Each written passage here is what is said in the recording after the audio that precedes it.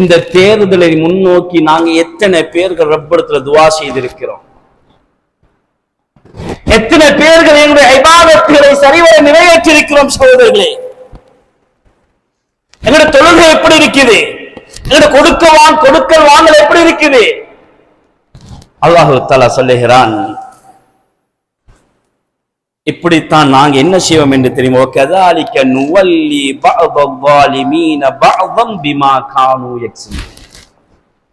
இப்படி உலகத்துல என்னுடைய கட்டளைகளுக்கு மோசமாக நடந்து கொண்டு என்னை புறக்கணித்து இபாதத்துகளை சரிவர நிறைவேற்றாமல் நான் படைச்ச நோக்கத்தை மறந்து ஏதோ உலகத்திலே பிறந்து விட்டேன், வாழ்ந்து விட்டேன், மரணித்தால் எனக்கு போதும், உலகத்திலே இப்படியே வாழ்ந்து கொண்டிருந்தார்கள் என்றால் இவர்கள் மீது அநியாயக்காரர்களை நாம் சாட்டி விடுவோம்.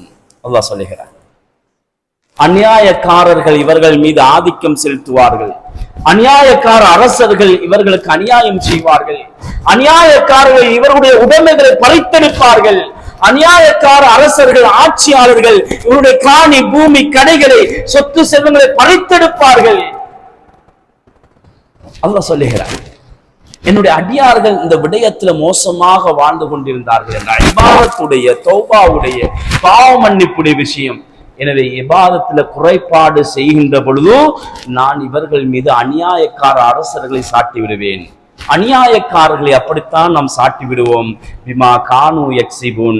அவர்கள் உலகத்திலே செய்த பாவங்கள், தவறுகள், இது எல்லாத்துக்கும் காரணமாக அவர்கள் சம்பாதித்தது அதுதான். உலகத்தில பாவத்தை சம்பாதித்து விட்டார்கள், தொழுகை இல்லாமல் வாழ்ந்து கொண்டிருக்கிறார்கள், கொடுக்கல் வாங்கல மோசம், மற்றவருக்கு கடன்களை வைத்து அவர்கள் ஏமாற்றி கொண்டிருக்கிறார்கள்.